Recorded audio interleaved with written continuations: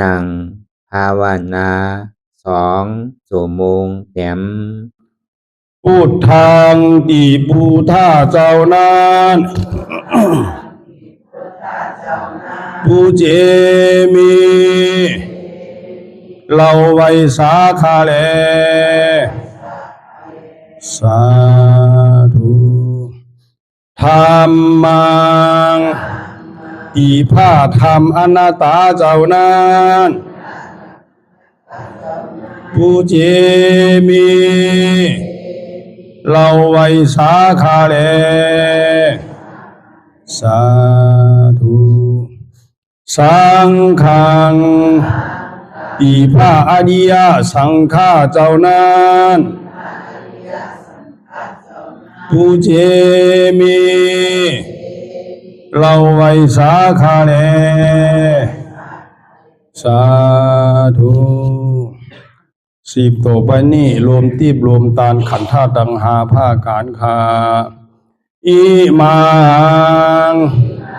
อาตาภาวังพุทธัสสะ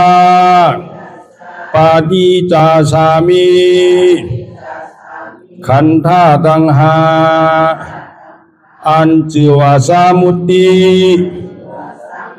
วันยัตนีข้าขอน้อมถ่ายตานคือเก่พระพุทธเจ้าข้าเล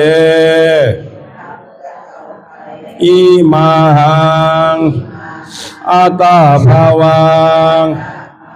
ธรรมัสสะปาฏิจจสามิขันธาตุดังหาอัญจิวาสมุตติวันยัตนีข้าขอน้อมถ่ายตานคือเก่พระสาธรรมเจ้าข้าแลอิมังอาตาภาวังสังฆัสสะปาฏิจจสามิขันธาตุดังหาอัญจิวาสมุตติวันยัตนีข้าขอน้อมถ่ายตานคือเก่พระอริยสังฆาเจ้าข้าแลอธิษฐานปฏิวัติภาวนาหาหันตัดถึงอนัตตาอาหังพันเตอานิจจาวิปัสสนาทุกขาวิปัสสนาอนัตตาวิปัสสนากัมมฐานังยาจามิอาติธามิจักภาวันนาเอกธาตุจักภาวันนาวันนี้ขอหือพีติสามาธิเจ้าจุงมาวังเกิดเกคาเลอันว่ากายาลุปคานีอันกว้างศอกยาววานาคืบนิ้วเต่ามีธาตุตั้งสีจุงมาผ้ากอบรวยการจังเป็นกายาลูปนี้อาทิอิมาสมิงกายปะทาวิธาตุอาโภธาตุเตโชธาตุวายโยธาตุยาจามิอาติธามิกวมโหนบลงสมมาพระอริยเปียเจ้าทุกพระวงคาพระอริยเจ้ากูเจ้าคาในยามเมื่อไหนก็ดี อันคาเราเบาลู่เสแลในคำหลวงสามประการหนึ่งไลละนึกผิดสองไลอุจาผิดสามไลกากรรมผิดมาตั้งหลายมนเจอนั้นตีพระอริยเจ้าตนไลตนหนึ่งก็ดีอาติตะป้นมาก็ดีปัจจุบันหน้าเมื่อเลียวก็ดีขอต่างเจ้าตั้งตัวพระอริยเจ้าตั้งหลายมนขามาลาลดปดพงตัวสานุตัวโลดอาโหสิกรรมว่าเปลี่ยนปาปาธาม 热爱财富比蓝牙模式 อันจำเป็นโอมทลายเฮหับตับมักผลนิพพานอันจักเกิดขึ้นมาไปนานานอย่ากาดอย่ากาเสกรรมรวยเตอมันเรากำลังว่าสีกำลังกายกำลังแสงของรูปเด่นที่แต่วัสเป็นแต่การทำที่ที่มาดีตัวสาวตั้งหลังพอดีเหมือนเดี๋ยวนี้ก็ดีกว่าโพสังเป็นนั้นได้ธรรมะปณิปานสาวไหวแสทานานเสภาวัตราปัญญาได้เป็นได้ธรรมะปณิปานตอนนี้ไปวันตามมนา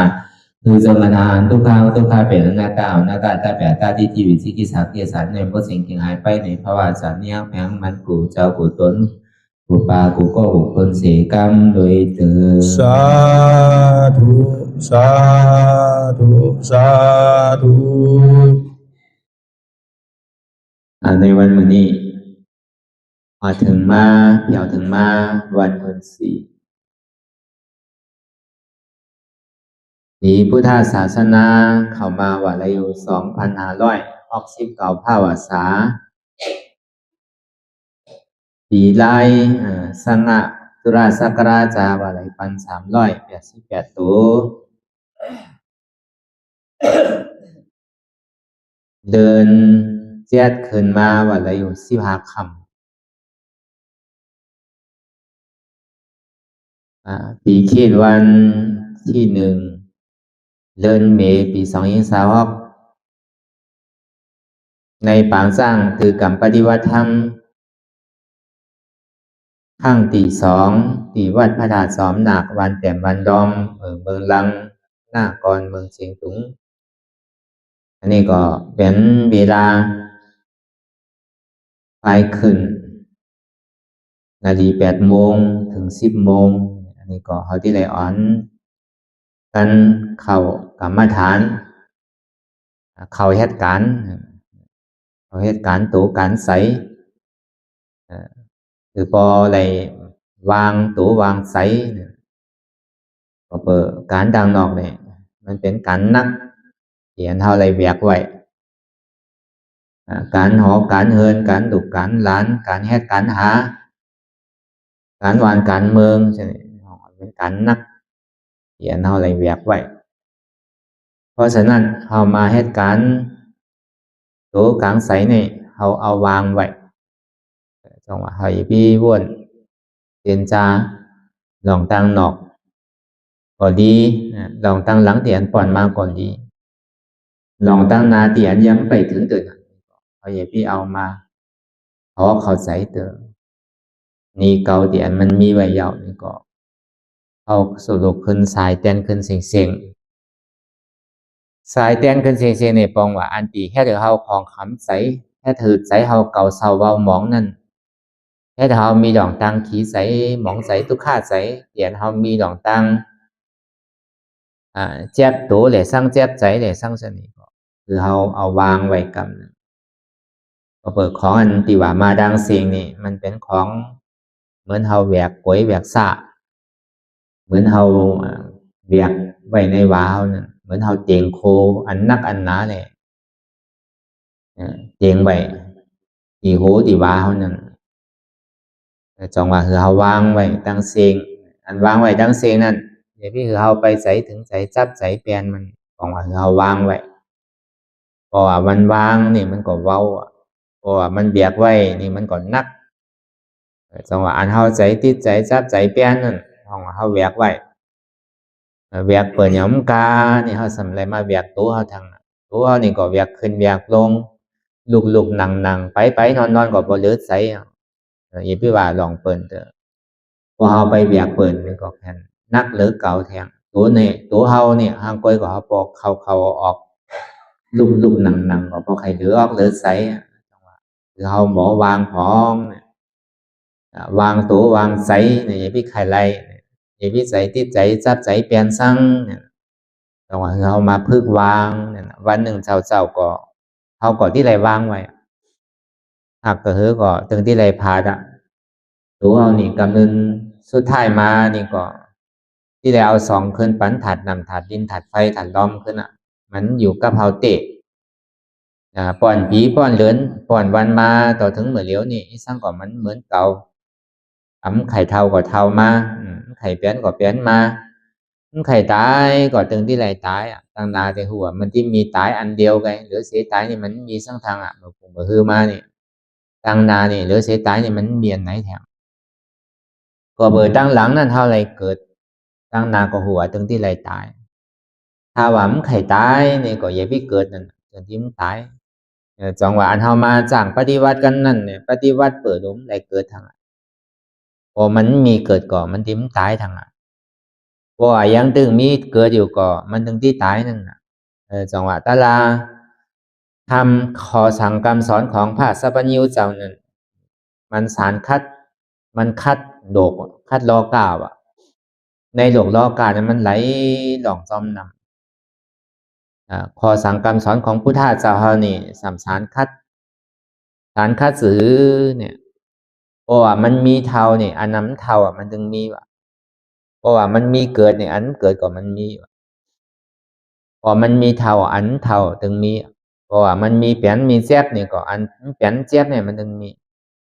เพราะว่ามันมีตายเนี่ยก็อันตายเนี่ยมันถึงมีจังหวัดนอรองเจ้าอาลองเฮาเจ้าโพธิสัตว์เฮานั่นสองที่ไปหาทำไปหาสัจจะเนี่ยทำเนี่ยบอกว่าสัจจะอันมันมีเตไปหาธรรมที่อันมันเกิดไปหาธรรมที่อันมันเป็นไปหาธรรมที่มันตายนั่นเนี่ยพระพุทธเจ้าเขาก็หาทอบยามาอย่างก็เลยขึ้นเป็นสัมมาสัมพุทธะเจ้าเมื่อเดือน7ขึ้น15ค่ำนี่วันนี้กำเลี้ยวเป็นวันพระพุทธเจ้าเขาอันนี้ก็คือเขาต้องใส่ไว้ในออกในใสพระเจ้าเตียงของเขาก็ฮอธรรมเทศนาไปในภาษาไตเนาะไตหลวงพี่น้องไตก็ลุกมาหลายตีหลายต่างก็มีน้ำเนาะก็มันก็โกคำปองกำขืนนั่นเขาก็ฮอไตเทศนาบรรยายธรรมะไตพองแล้วก็ภัยขืนเฮาพองขืนก็ขืนรอเล่เนาะก็พอมันในไรก็ดีก็เปิดเขาพอไรปองไว้ว่าก็เปิดในวันมื้อนี้มันเป็นวันพุทธะเจ้าเกิดก่อใจเมื่อเจ้าใจสิทธัตถะเกิดมาหันนาเมนั่นนี่ก็เป็นในวันมื้อนี้เป็นวันมื้อเกิดก็เกิดที่ไหนเกิดที่เทินที่ป่ามันจะเกิดที่หอที่วังนอรองเจ้าเฮานั่นโพธิสัตว์นั่นได้เกิดที่ในหอในหอในห่างในหอมใส่เมื่อไรเป็นสัมมาสัมพุทธะเจ้านี่ก็ไรเป็นที่ในเถินในป่าแล้วนี่ถึงที่ไรเอาปรินิพพานไปนี่ก็สำไรไปเอาปรินิพพานที่ในป่านั่นก็เพราะฉะนั้นที่ป่าเนี่ยมันกัดเย็นน่ะมันมีดอกตาลสุกสักมีดอกตังโอนตังมอสั่งเนี่ยนะพอเฮาอยู่ในหวานในเวียงเนี่ยเหมือนเฮาหู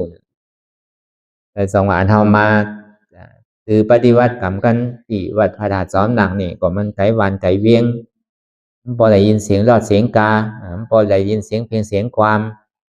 มันพอได้ยินเสียงโอนอ่านโมเมสั่งนั่นน่ะเนาะมันก็สร้างทุกข์ที่อันมีกับเสียงนอกเสียงหนูเสียงกัดเสียงเย็นกันจังหวะตีกัดตีเย็นนั่นอันมันสุกซากใสนั่นมันเป็นที่อันเป็นอองตีที่อันกัดเย็นเป็นอองตีที่อันถอดแมทวะที่ไหนก็ยาวที่มันแค่ถือใจเฮาสุกซัก มันจะแค่เดือดใจเขาเก่าเสาเอามองน่ะสองมันเป็นตีผาเสดว่ะตีไหนก็ยาวมันจะว่าในเถินในปลาเหี่ยวจะนี่ไหลมดอ่ะแค่ไหลมดอ่ะตีไหนตีมันซามซาตีไหนมันกัดป่วนไม่ป่อนจะนี่ก็เป็นตีอันสร้างทุกตีอันเท่าที่ไหลสร้างตือปฏิวัติกันแล้วก็เปิดนั่นในวันเมื่อนี้ก็คือเขาเป็นตีอันหมายตองเป็นตีอันคือเอาเขาใส่ไว้ว่าวันเดินเจ็ดโมงนั่นเพราะว่าในเมืองเขาแต่ก็ถือว่าเป็นขึ้นถาดขึ้นถ้ำนั่นน่ะเนาะพอเดินเจ็ดโมงมันถาด200นั่นก็เปิดถาด200กับป่าเอเนี่ยความหมานหอกกับป่าเอความขืนเฮาความไตตังป้อดอกโคงนี่ก็ห้องว่าพระถาด200เนี่ยก็เปิดมันมีเสียนขนโหพระพุทธเจ้าเฮาไว้3 เซนมันเป็นอองตีอันวิเศษที่เป็นปีไหน1 ปอกก่อเปิดที่ใดคืนนั่นเดินแจ๊ดโมแน่เดินเสียงโมแน่นั่นปีไหน2 ปอกเพราะว่าขึ้นถาดพระถาด200เอานี่ก็สามารถขึ้นพระถาดหนักเตียนเฮาอยู่เมื่อเลี้ยวเนี่ยเมื่อ7 ค่ำใน8 ค่ำเป็นวันขึ้นถาดห้องเดินเสียงหล่อง7 ค่ำ8 ค่ำเดิน7 หล่อง8 ค่ำ8 ค่ำ7 ค่ำ8 ค่ำนี่ก็เป็นวันขึ้นถาดหนักก็มันมีไว้ซื้อเนี่ยเมื่อกูบอกที่ถาด200เนี่ยมันเป็นเจ้าวากดวัดวอเฮอร์ก็เป็นตีชาติอันคอนฮอมันนี่เกิดเป็นวานวอเฮอร์เป็นวานเมืองเนื้อเนาะแต่เจ้าคูว่ากดเนี่ยมันก็เลยมากุมลุมลาพระธาตุ200ได้มาเฮ็ดหนักกาไว้ที่พระธาตุ200นั่นมันก็ซ้ำสอนดังเมืองบ้านมาได้ฮู้ลองลายหูลาจาตาลองลายไปทางกาลานั่นน่ะที่ได้เฮ็ดถือเฮ็ดยามไหนวันไหนเฮือแหละหนักกาเนี่ยพอที่มีใจเนี่ยมันก็เลือกวันมันเฮ็ดพอเฮ็ดก็มีแต่ที่บ่เฮอก็สินั่นน่ะที่หนักกาบ่เฮอก็พอไหนเช้ามาเนี่ยมันใกล้ไปเรียนในหนองติ๊กๆคนไหนก็ไปหันพอเปิ้นหันน้ำทำดีมันก็ทำหนาวหายย้อนมันก็มีอยู่ลีย้อนมันก็มีชื่อเสียงไว้เราครูว่ากดพอเป็นสีนั้นมาเขาจะนี่มาตัดเป็น3 ปอดเอาเหงือกไอ้งอบเอาเหงือกกินไว้มาตัดเป็นปอดได้เดี๋ยวสิ่งที่หายไปอันนี้ก็ยามยินกลเทาเมื่อควานเปิ้น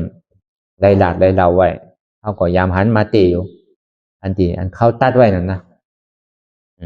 ก็อันนี้เขาว่าตีไปตีมาพระธาตุหนักเนี่ยห้องกับเลยดองซังเนี่ยมันที่มีตีมาตีไปมันมันก็ดีวันแต่นเขาก็ทิ้มหูเยอะพี่น้องวันแต่นเขามันก็ที่หูอยู่มันก็อาจทิ้มหู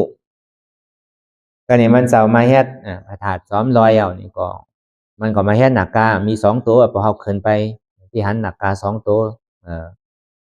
ขึ้นไปถึงถาด200นั่นอันนี้ก็เหมือนกันพอเจ้ามานี่ก็ไก่มาอาบน้ำตีหนองลอยพอยาวกว่ามาตีหนองหนักตั้งไตเท่านั้นน่ะที่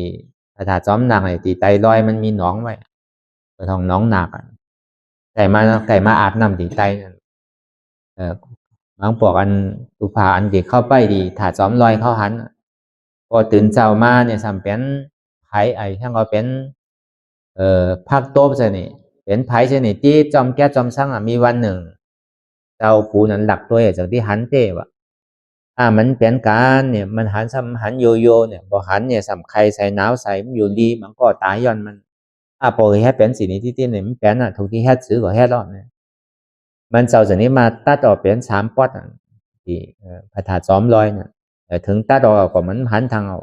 อันนี้ที่ไปที่มาพระธาตุ2หนังมันว่าเลยลองที่อันเจ้าอันใดเฮ็ดทางนักกาตีพระธาตุ200เนี่ยแหละเลยมาอาบน้ำที่พระธาตุ2หนักอันนี้ที่มาที่ไปถาด2หนักอันว่าน่ะมันก็มีที่มาที่ไปนังเก่าเนาะผมมีว่าลาลีห้องก็หำใส่นังเก่าเพราะฉะนั้นก็เปิดตีปุ่นเป็นตีที่นี้เป็นน้องนี่แหละเข้าถึงที่วันมาใส่สิว่าถาด2หนักอันนี้ก็ที่ไปที่มาลองเป็นลองไปลองมาในประวัติอ่อนในพระธาตุ2หนักนี่ ก็เพราะฉะนั้นนี่ก็อันเฮาไหลมาคือปฏิวัติกรรมวิปัสสนากันนี่ก็เปิดคุกใจไหลใครใจถึงอันนิ่งถึงพระสัพพัญญูเจ้าเป็นวันพระพุทธเจ้าเฮาได้เกิดก่อใจวันหนอเหมือนไปเป็นพระเจ้าในปัญหาเป็นโพธิสัตว์ว่ะเจ้าชายสิทธัตถะเนี่ยเมื่อย้ำไปเป็นพระพุทธเจ้าเนี่ยเมื่อเขาเป็นโพธิสัตว์ความตายเขาว่าหนออารองนั่นน่ะความขืนความปาลีที่เขาว่าโพธิสัตว์ว่ะโพธิสัตว์นี่เป็นผู้อันสร้างแถมปารมีตาที่เป็นพระพุทธเจ้าตั้งหน้าเด็กพระเจกพุทธาเจ้าตั้งหน้าเลยซังพระอรหันต์น่ะเลยซังเนี่ยเป็นของเป็นโพธิสัตว์หมดเป็นโพธิสัตว์เจ้าทั้งเสียงอ่ะเพราะฉะนั้นนี่แหละพอถึงเมื่อมันเจ้าอยู่เกิดในป่าในเถินวันเกิดมันเป็นวันเหมือนนี่วันเดิน7 ขึ้น 15 ค่ำเนี่ยเป็นวันเกิดของพระพุทธเจ้าเป็นวันเกิดของหนอรองโพธิเจ้าโพธิสัตว์เจ้าแต่นี่พอถึงมาอายุอาสาอะไรชาวเก่าเยาวนี่ก็ส่งที่ออกบวชก็เปิดหันช่างเนี่ยหันเทวตุตังหาตุตังสีเกิดเท่าเป็นตายนั่นและหันคนเท่าคนเป็นคนตายก็เกิดสังเวกาตราอิ่มเบอร์มันเกิดไข่เท่าไข่เป็นไข่ตายทางที่ไปหาตลาเตียนมันเท่าที่ไปหาตลาเตียนมันเกิดเท่าเป็นตายก่อนพอเมื่ออายุเจ้าไรเศร้าเก่านี่ก็ออกเถินพอออกเถินมายาวนี่ก็ไปหาตลาเตียนเกิดเท่าเป็นตายใส่เวลาเขายาหมูฮอกปียอม2 เดือนแค่ซื้อก็เตือกมันได้ตลาเนี่ยแค่ซื้อก็มันทอมยาจำนี่ส่วนนี้มาขาดใจเจนจาตัวอีลีเลยอันเก้าแฮดมานี่มันใส่ลายมันเนี่ยมันพิษมันเปลืองเสียงเหมือนหนังใหม่ที่มันย้ำนำไว้เลยเป็นไม่ดิบเหมือนกันสำย้ำนำไว้มาโทรกันซื้อก็ตาที่ลูกเป็นภัยนี่ไม่มีรู้ทางกรรมหนึ่งสัมมาเจนจาว่าไม่รีบแต่ไม่แห้งว่าไม่รีบอันย้ำนำไว้เนี่ยเอามาสีจอไม่แห้งก็ตาที่ลูกเป็นภัยก็ไม่มีมันเจ้าสันที่เจนจาว่าไม่แห้งเลยไม่แห้งเพราะว่ามาโทรสีกันก่อนมันถึงที่ลูกเป็นภัยมันเจ้าสันที่พาวางแปดเมื่อกูบอกแต่เอาศีลเนี่ยสมาธินำนาที่ดีตอนนี้มาทน2-3เอาสติเลยสมาธินำนาผมไปใส่เด้อศีลาเลยสมาธิเนี่ยมันเหมือนไม่รีบเนี่ยไม่รีบโทเกิดก็มันลูกเป็นภัยอะไรตอนนี้สติเลยสมาธินั่นเสมือนซื้อเหมือนไม่แห้งเลยไม่รีบโทเลยตาที่ลูกเป็นภัยก็มันเป็นไรเดี๋ยวที่เอาไม่แห้งเลยไม่แห้งมาโทมาสีจำกันเสร็จที่ลูกเป็นภัยไม่แห้งเลยไม่แห้งนั่นเป็นสร้างเนี่ยเป็นปัญญานำนาเดี๋ยวนี้เอาปัญญาตัวเจ้าก่อนนำนาเอาอันที่ไรเห็นหูมาที่อารายาเซอุตกาฤาษีอาราฤาษีเขานั้นเอาพาวางแปดได้เลยถึงที่มาแพทย์โดยตัวใจเจ้าเก่าที่อันตัวเจ้าเก่าเลยหันสภาวะเตียนเขาเลยห่อไปเหมือนเจ้าพอเป็นสิ่งนั้นมาอย่าเอายานปัญญาพิจารณาดูไถ่ตองดูว่าที่มันเจ็บก้อนคนอันของนักหลงเตี่ยมันเบียกไว้ของนักสร้างเนี่ยอันมันเบียกไว้ตั้งนอกของนักหอของนักเฮินของนักโอจาโกของนักหมอกคำหลงสีลูกของนักดุของนักเมของนักโผนักของนักเมของนักปอนักเมชนี่หออัตตาทางนอกนั่นมันก็วางแปดมีสังเตก็พอเลยจุนในพาวางแปดเดียวก็บอถมนำลายต้องลองลีเนี่ยเลยที่เก็บกินขึ้นก็มันใจเมียวมันได้หลาดไปแล้วได้อธิษฐานไปแล้วที่ปวกขึ้นไปก็มันใจเป็นก้อใจมันเป็นใจเป็นคนใจนะครับมันเป็นผู้ใจที่ปวกไปขึ้นเนี่ยมันใจลายมันมันเอาจูนพายวางแค่สินี้ก็ในประวัติมันเจ็บก่อนขึ้นเมย์แกนมานี่ก็จะที่หันเก้าหันกูนั่นหันเก้าหันกูก็สัมที่ได้วางว่าเก้านี่ก็มันใจเต็มมีเจโน่นี่ไข่เท่ากับตึ้งที่ไรเท่าโน่นี่มันไข่แป้นกับตึ้งที่ไรแป้นโน่นี่มันไข่ตายกับตึ้งที่ไรตายรู้เพราะว่ามันเป็นเก้าเตะเดี๋ยวมันโดดเท่าโดดแป้นโดดตายอันนี้ก็มันใจรู้เก้านี่ก็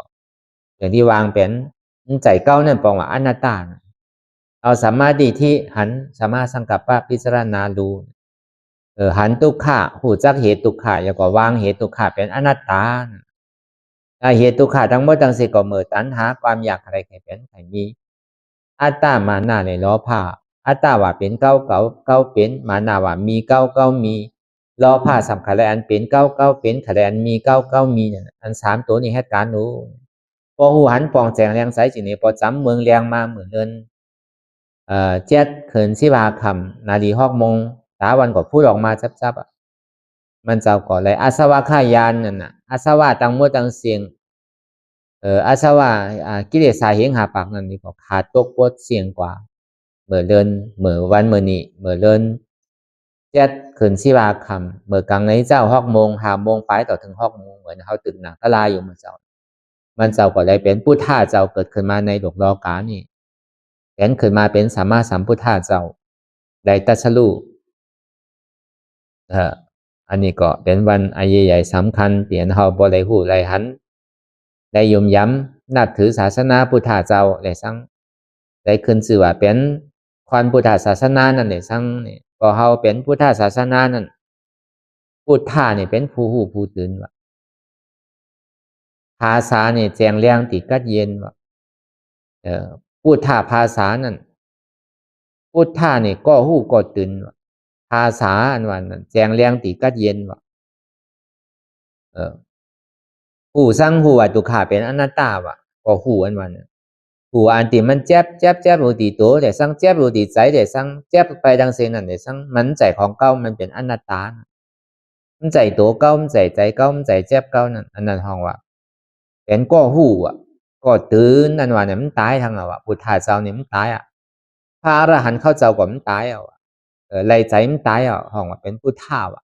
อรหันตามาสัมมาสัมพุทธะเจ้าเนี่ยอรหันตาสัมมาสัมพุทธะเจ้าพระอรหันต์เนี่ยสังพระพุทธเจ้านั่นเนี่ยสังก็มันตายทางว่าปองว่าตื่นเนี่ยปองว่ามันตายว่ะแสงแรงตีกัดเย็นเนี่ยอันมันเจ็บแกนต้องตอดเนี่ยสันไว้อยู่ที่ตัวเนี่ยอันหูเจ็บแกนต้องตอดเนี่ยสันอยู่ที่ใจนั่นอันหาบอันเจ็บแกนต้องตอดเนี่ยสันอยู่ที่เวทนานั่นที่มันเป็นอยู่สินั่นมันใจเก่ามันเป็นอนัตตาหันอยู่หูอยู่มีอยู่เพื่อกับมันใจเก่าอันนี้มันหูหยาบนะว่าเพราะว่ามันเป็นพุทธศาสนานี่มันหูอันนี้ตอนนั้นมันพอเขาเป็นพุทธศาสนาก็ว่ากับจือเลยน่ะว่าเลยลองมาพงตินว่าเลยลองเซียนหอเฮินว่าเลยลองพิงทุงว่าเลยลองหิดลองทุ่งได้ดูอันเตะอันแจกต่างๆมันก็เขาก็ติ้มพอไหลหูมไปไหลยินไปไหลเฮ็ดพอเขามาจังหรือปฏิวัตินั่นตีปองมันเป็นหืออันว่าเป็นเจ้าพุทธศาสนาวันนั้นก็เขาติ้มหูตีปองอ่ะมันใจว่าขึ้นวัดขึ้นวานน้ำเลยว่าเป็นพุทธศาสนาก็มันใจว่ามีเจดีย์ถาดเป็นหมื่นเป็นแสนเนี่ยเป็นพุทธะก็มันใจมีเจ้าสังฆาอ่านโหหมื่นโหเฮงก็มันใจคนหนุ่งโคขาวโคเปิกเหล็กเขาวัดก็มันใจว่าศาสนาพุทธศาสนาว่าเลยลองก็หู้กอดตื่นแจงแรงติกัดเย็นผู้ตุขาเป็นอนัตตาตื่นก็ปองว่ามันตายภาษานั่นปองว่าอันมันเจ็บแกนตรงตอนเนสานอยู่นั่นเตียมันเป็นยุกอันมันเป็นใจเจตสิกยุกตั้งหมดตั้งสิ้นเนี่ยมันเป็นอนัตตายุกห้องว่าตัวเนี่ยห้องว่ายุกว่าใจอันว่าน้อวิญญาณว่าเวทนานั่นนะห้องว่าอันเจ็บแกนตรงตอนเนสานเวทนาในยุควิญญาณเวทนานี่มันตั้งหมดตั้งสิ้นนี่มันเป็นอนัตตามันใจของเฮาเตพอสรุปตั้งหมดตั้งสิ้นนั่นก็ธรรมดังหมดตั้งสิ้นน่ะมันเป็นอนัตตาสัพเพธัมมาอนัตตาธรรมมันว่านี่มันใจตีไกมันอยู่ที่ซ้ำเนี่ยเดี๋ยวมันเจ็บมันเสียบมันใหม่มันแก่อยู่ที่โตเนี่ยอันนี้ห้องมันเป็นธรรมพอหอมปองเขาว่าเป็นตัวเขาเป็นอธรรมอ่ะเพราะว่าปองว่าอ๋อมันใจตัวเขาเนี่ยเป็นธรรมว่ะเพราะว่าเขายังตึกว่าเป็นตัวเขาอยู่นี่เป็นอธรรมอ่ะอธรรมมันใจเป็นธรรมะว่ะพอเขายังตึกว่าอ๋อเป็นขาเก้าเจ็บเป็นแอวเก้าเจ็บเป็นต้องเก้าเจ็บใจเก้าที่ขาดเก้านี่เจ็บหนาแต่นี่ยังตึกเป็นอธรรมะอยู่มันใจเป็นธรรมะธรรมะนี่ปองว่ามันใจตัวเขาอ่ะมันใจเขาแหละมันใจเจ้าเขาอ่ะมันเป็นอยู่วิญญาณเวทนาว่ะอยู่วิญญาณเวทนานี่เป็นอนัตตาว่ะถ้าว่ามันใจตัวเขาเนี่ยมันจะเป็นช่างอยู่วันอยู่นั่นมันเกิดลับติ๊กๆมันข่ายใหญ่ไปติ๊กๆจอกตีหนึ่งเอาไปตีหนึ่งจอกตีหนึ่งเอาไปตีหนึ่งข่ายตีหนึ่งเอาไปตีหนึ่งติ๊กๆนั่นอ่ะมันเป็นของอยู่มันเป็นดูแพทย์การเพราะว่ามันเป็นใจเฮาเนี่ยสัมเป็นช่างเนี่ยเป็นนามธรรม นามธรรมสัมเป็นหือนี่อันมันเจ็บแกนตรงตอดนี้สานสันไว้ความตายนี่เป็นถาดดอมใจเฮาว่านี่มันใจมันเป็นถาดดอมอันไม่อันกัดนั่นอันอุดันหนาวนั่นเป็นตีโซถาดไฟอันมันไม่อยู่กัดอยู่สนี่เป็นถาดไฟอันนักอันแข็งอันไหนเป็นถาดดินอันเกิดรับเป็นรับหัวใจนั่นก็เป็นถาดน้ำอันนี้พอเฮาตัวไปนี่หันน่ะใจมันไปหูสินั่นไปหูตังเสือตังหลองไปหูหลองเปิดหลองเข้าไปหูหลองเฮานี่มันแสนเจ็บไปหันไตหันเหนือก็มันเป็นอันเจ็บเดี๋ยวมันหันเจี๊ยบหันแกนหันต้งตอดเนสานสันไว้ความไตไม่กระดอนแข็งสู้ตุ้มจับใหญ่จึมหยอดเปิดรับสนิอันนี้สั่งที่ห้องว่าทำมีนี่ก็หันว่าหันอยู่เตียนมันเจี๊ยบแกนต้งตอดเนสานสันไว้ผู้เตียนมันเจี๊ยบแกนต้งตอดเนสานสันไว้ถ้าบอกเตียนมันเจี๊ยบแกนต้งตอดเนสานสันไว้เนี่ยหันอยู่ผู้อยู่อย่าก็ยอมหับวางเป็นอนัตตาหันอยู่ผู้อยู่มีอยู่สัมวางเป็นอนัตตาใจเก้าเนี่ยบอกว่าอนัตตาว่ะอันนี้ส่วนที่ห้องว่าทำมีนี่ก็คือหันทำใส่นี่ก็หูอ่ะพอมีตัวหันในตัวหูสินี่แต่มันที่ไหลทอบไหลยามันมันที่หมอสุดหมอเสียงหมอหายไปอัตตาโตขาดเดียวก็วิจิกิสาก็ขาด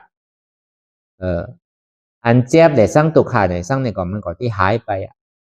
พอมันหายไปอ่ะก็ส่วนที่ไปจามป่วยสุขะเวทนาอันห้องว่านี่ปานห้องว่านี่โรธาสัจจานั่นเนี่ยก็ที่ไหลหับที่ได้จำที่ได้สวยสุขะสันติสุขะในภาวะจัดนี่กำเดียวเดี๋ยวไปมือฝุ่งมือเหือเขาเฮ็ดเหมือนในก็เขาที่ได้ท็อปในยาเหมือนนั้นกำเดียวมันใจวันนี้ปานความสุขอันว่านั้นสุขที่มันอยู่ในตัวในใจเนี่ยก็ที่ได้ท็อปในยาในจัดนี่กำเดียวสุขในเมืองคอนเนี่ยสร้างสุขในเมืองสวรรค์เมืองนิพพานนั่นเนี่ยสร้างก่อที่ไหลทอบไหลยาเหมือนเลี้ยวกำเดียวพอเขาแห่เท้าจ้างตือกำไปก็เปิดอันเขามาแห่จ้างตือปฏิวัติอยู่นี่มันเป็นปรมาทะเนี่ยบอกว่าอันเตที่มันมีพอเขาหาอันเตหันอันเตก็เขาที่ไหลอันเตพอเขาหาอันแก้หันอันแก้ก็เขาที่ไหลอันแก้ต้องเขาไปหันผีหันพรมไปหันเมืองผีเมืองสร้างของมันใจเป็นอันเตนั่นมันเป็นอันหยอกอันแหลนเขากำไปหันถาดว่ะกำไปหันพระเจ้ากำไปหันไตหันเนื้อสินี่มันใจเป็นอันเตไปหันเงินหันคำสินี่ไปหันถี่หันหวยสินี่มันใจอันเตอันมันเป็นอันเตเนี่ยมันหันเจี๊ยบหันเสียหันไม่เนี่ยมันเป็นตุข่าสัจจะเตียนมันมีเตมีกันขู่เกาะมันบาดแดกวันนมบาปผู้หญิงผู้ชายมันบาปคอนปีคอนย้อมบาปคอนศาสนาไหนน่ะเพราะว่าบาปคอนเมียวไหนคอนลำคอนกรรมก็หันหมดอันไพ่หันมันมีจังว่ามันเป็นปรมาธาเป็นอันแจดนั่นน่ะพอเขาหาอันแจดก็เขาก็ที่หันอันแจดจังว่าอันแจดหรือเจี๊ยบเนี่ยก็ที่มีสังทางอันแจบอันเสียบันไม่นี่หันกันกูก่อมีกันกูก่อพอหันน้ำยาวน้ำแทงพอมันพอเกิดขึ้นเปลี่ยนมาพอแจบแกนตรงตอนนี้ศาสตร์พอเกิดขึ้นเปลี่ยนมาอย่างนี้ก็ขาเก้าเนี่ยพอว่าแจบมีที่ไหนก็เก้าก็มีที่นั้นแจบเนี่ยเป็นตัวทุกข์อันเก้านั่นเป็นเหตุของทุกข์ของว่าตัวสมุทัยสัจจะเหตุทุกข์ว่าเป็นหัวเก้าขาเก้ามือเก้าตัวเก้าใจเก้าแจบเก้าหันพอหันแล้วก็เอาเก้าตัวนั้นออกมีหัวมีขามีมือมีตัวมีใจมีแจบเพราะว่ามันเป็นหัวเก้าก็อย่าพี่มันแจบเพราะว่ามันเป็นตัวเก้าก็อย่าพี่มันก่อนมันคืนเพราะว่ามันเป็นต้องเก้าอย่าพี่ต้องแจบเพราะมันเป็นก่อนเก้าอย่าพี่ก่อนเก้าแจบเพราะว่ามันเป็นขาเก้าอย่าพี่ขามันแจบเพราะว่ามันเป็นดุกเป็นเอ็นเก้าก็อย่าพี่ดุกมันแจบมันแกนก็เปิดมันใจของเก้าเนี่ยมันเป็นตุกข่าไงเนี่ยที่มันเป็นอยู่มีอยู่นี่หลากหลายไข่ติ๊กมันเป็นตุกข่าขันใสบ่าไรมันเต่งมันเป็นอนิจจาบอกมันเบาเต่งทุกข้าขันใสอนัตตาอุปเปิงใดจีสังไหลอันเท่าดูหูดูหันดูปองแสงแรงใสเต้นี่ก็เราปองแสงแรงใสว่ามันมาดีตัวก็บ่ใจตัวเราอนัตตามาดีใสก็บ่ใจใสเราอนัตตามาดีเจ็บก็บ่ใจเจ็บเราอนัตตาอันนี้ปองว่าทำมีก็หันทำใจนี่ก็หูอันมีคือหันอันใจก็คือหูหาอันเตหันอันเตไลอันเตอย่าก็ที่เป็นอันเตทำมีมหันทำใจมั่วเนี่ยปองว่ามีหัวเก้าขาเก้ามือเก้าตัวเก้าใจเก้าเจ็บเก้าอันนี้ปองว่าอาธรรมมาทำมีแต่สัมหันสว่าหันเป็นของเก้าทิฏฐิหันว่าเป็นขาเก้าตัวเก้าใจเก้าเจ็บเก้าทิฏฐิถ้าว่ามันเป็นของเก้าเจ้ก่อนมันอย่าพี่เจ็บอย่าพี่โก้อย่าพี่เขินอย่าพี่เท่าอย่าพี่เปลี่ยนอย่าพี่ตายก็เปิดมันใจของเก้านั่นน่ะมันจะที่ท เขาอยากก็เป็นอยากก็เจ็บไข้ไม่หนายอยากก็ตายทั้งที่สุดมาก็ก็เปิดทั้งเนี่ยก็เปิดเฮาฮู้จักมันก็เปิดเฮาหันว่าเป็นของเฮาติ๊กๆเพราะฉะนั้นสามารถที่ต่างหันอันหมานเมียนสามารถสังกัปปะต่างพิจารณาหมานเมียนต่างหันจอบต่างพิจารณาจอบเนี่ยอันนี้2ตัวอันนี้เป็นก็อันเหตุการณ์เฮาก็สำคัญตัวในตัวในใจที่มันเปลี่ยนอยู่มีอยู่หันอยู่ฮู้อยู่มีอยู่เพื่อกับมันใจเก้าหันอยู่ฮู้อยู่ยอมรับอย่าก็วางเป็นอนัตตามันจะว่าหันอยู่ฮู้อยู่สำเป็นเก้าที่มันไหลหันอยู่ฮู้อยู่สำหับก็สำได้เฮาบ่ได้รับเนาะพอหับแล้วก็มันก็พอมันวางได้ก็เป็นอนัตตาคำเดียวพอมันวางได้นี่ก็เป็นอัตตาที่กันเป็นอวิชชาที่อวิชชาปัจจยสังขาราเนี่ยนะที่ไรเกิดเอาเท้าเอาเป็นเอาตายเอาก็ตายแทงที่ไรห้องไรไห้น้ำหูน้ำตาไหลน้ำเดือดเสียน้ำมหาสมุทรตาราเหมือนที่เอาพามิดเถอคอนั่นสังก็สำคัญน้ำเดือดเสียน้ำมหาสมุทรตาราแทงเนี่ยเพราะว่ายังไข่เกิดไข่เท่าไข่ตายไข่ตกข่าวที่นี่ก็เขาก็ที่ไรหันพี่ติ๊กเพราะว่าไข่มันตุกข่ามไข่ตุกขาทางนี้ก็เขาก็ที่ไรเพิ่งตาที่วางคือไรอย่าพี่หันพิษอย่าพี่ปีศาจอย่าพี่วนพิษแข็งเพราะฉะนั้นนี่ก็อันนี้ก็เอาสัมมาทิฏฐิหันทุกขะสัมมาสังกัปปะพิจารณาว่าทุกขานี่บ่ใจเราอนัตตาสัมมาทิฏฐิพิจารณาว่าเจ็บสัมมาสังกัปปะพิจารณาว่าเจ็บนี่บ่ใจของเราอนัตตาอันนี้ก็คือเฮาวนเจนจายาวพยายามมันหึงอย่าพี่ว่าไว้ป้อนอย่าพี่ว่าเทิงป้อนเตียนเฮาหันก็ดีเตียนเฮาพิจารณานั่นก็ดีคือมันพอเพียงกันไปพิจารณาจนเจ็บนั้นหายไปพิจารณาจนทุกขานั้นหายไปพิจารณาจนอัตตานั้นตกพุทธาไปอันไหนที่มันพุทธบ่เกิดขึ้นแปลนมานั่นนี่ก็คือเฮาพอหมองวนวางแต่ตัดเป็นอนัตตาไหลเบาใจตัวเราอนัตตาขาขึ้นขามีคืนนี่เป็นทุกขาบ่าใดอนัตตาก่อนเจ็บก่อนนี่มีเจ็บนี่เป็นทุกขาบ่าใดอนัตตาต้องเจ็บต้องนี่มีเจ็บนี่เป็นทุกขานี่บ่าใดเป็นอนัตตาก็เฮ็ดสิในไปที่อันนี้ก็ทำมีก็หันทำใจนี่ก็หูก็เฮ็ดสินี้พิจารณาสินี้ไปคือเจ็บนั่นบ่สุดหรือทุกขานั่นบ่เสียงหรือใจอัตตานั่นบ่ตกพุทธอันไหนที่มันมานั่นนี่ก็เฮาอย่าไปหลงอย่าไปลืมอนัตตาเจ็บก็มันใจเราอนัตตาใจที่ขาดก็ใจเราอนัตตาเจ็บที่ไหนก็อย่าคือเฮาวางเป็นอนัตตาไปติ๊ก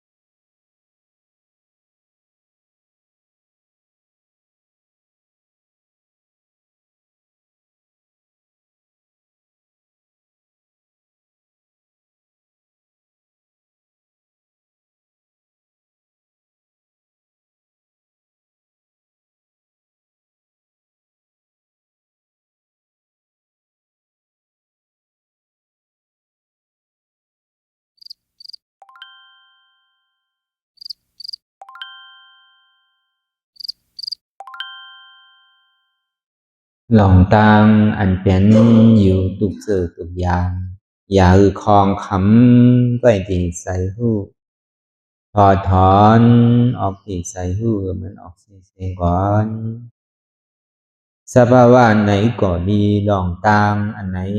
ก็ดีอันเกิดขึ้นมาที่โตที่ใสที่เสียบฉะนั้นถอดถอนออกที่ใส่หูมันออกเสียงสภาวะอยู่ถักสี่ประการเสื้อนั้นแจบแกนโต้งตอดนิดสานสันไหวคอมไปไม่กระดอนแข็งสู้ตุ่มซับยายซึมหยอดเกิดลับสภาวะอยู่ถักสี่ประการเสื้อนั้นตีหนามถัดไปหูจักตีอัตตาไปยึดไว้ว่ามีโตมีใสมีเจ็บฉะนั้นเฮาหมอวางเป็นอนัตตาไหลลองใส่อันโค้งผิวอยู่อันเฮาวนดึกวนเหลืออยู่เป็นเรื่องเป็นราวอยู่สนั่นสั่งเฮาถอดถอนออกที่ใส่หูมันออกเสียงก่อนยอมกึดยอมออกยอมลงอันเฮ็ดให้เฮายินดียินให้ส่วนนั้นอารมณ์เสื่อถึงใจถึงขอไว้มันยึดไว้มันเป็นทุกขานั้นปล่อยวางออกที่ใสหูมันออกเสียงก่อนลองเจอเป็นทุกขาเลยลองย้อนถึงใสหลายอย่างอันเกิดขึ้นมาตีโตตีใสตีเจ็บฉะนั้นปลดวางยาวเสียก่อนก่อยค่ายย่ายลายหนึ่งขึ้น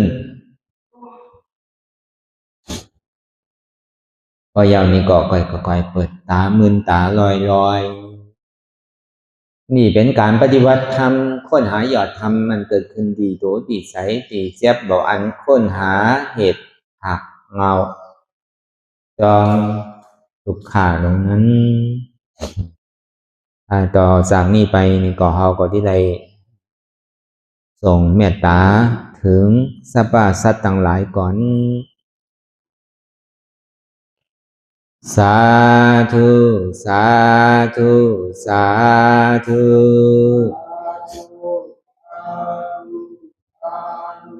ผู้ฆ่าต่างหลายขอเชิญเอาอย่างเทศนาวุญที่ผู้ฆ่าต่างหลายไหลกาตำมาแล้วในวันนี้คือว่าไหลอือตานรักษาศีลหลับตาภาวนาเจริญวิปัสสนาญาณพังธรรมเทศนานี้และขอสุ่มหือมากรรมสุยังตอนโต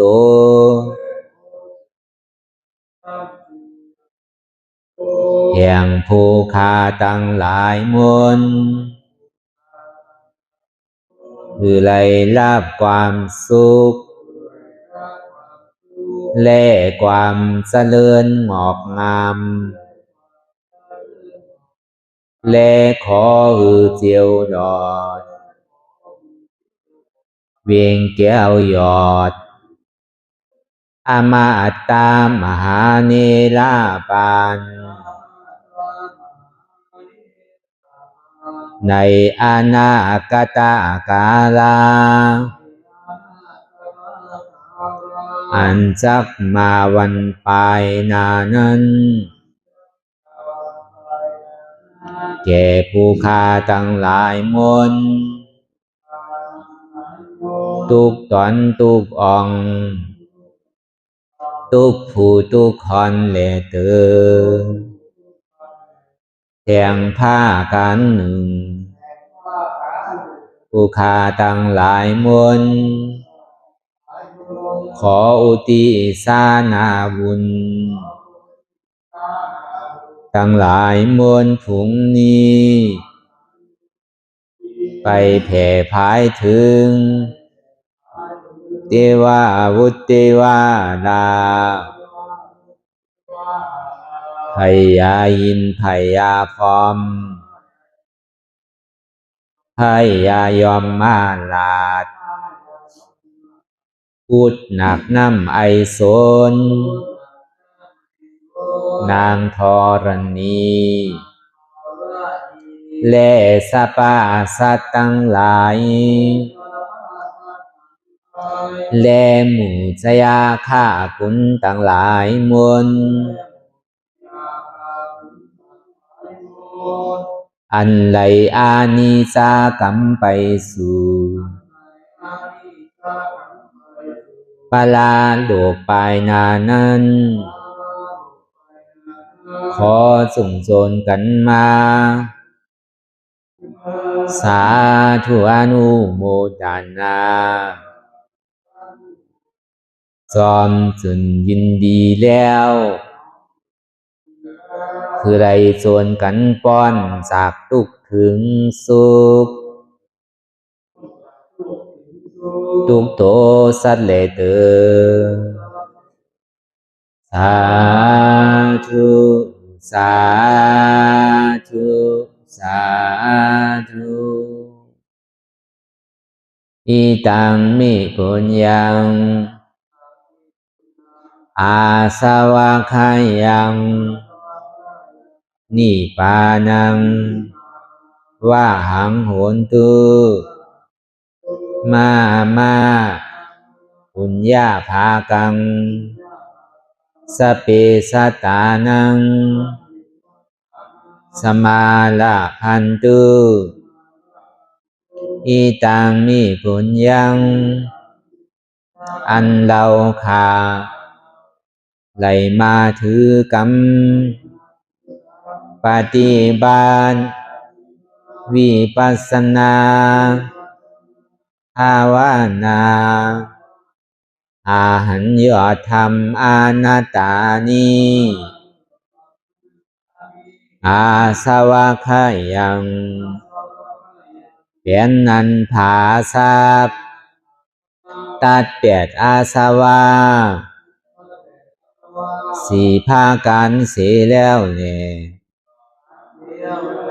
นิพพานัง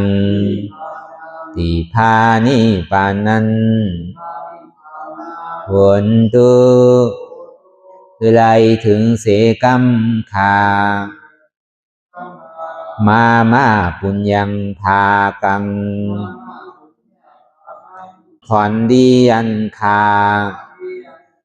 ได้มานังวิปัสสนาภาวนา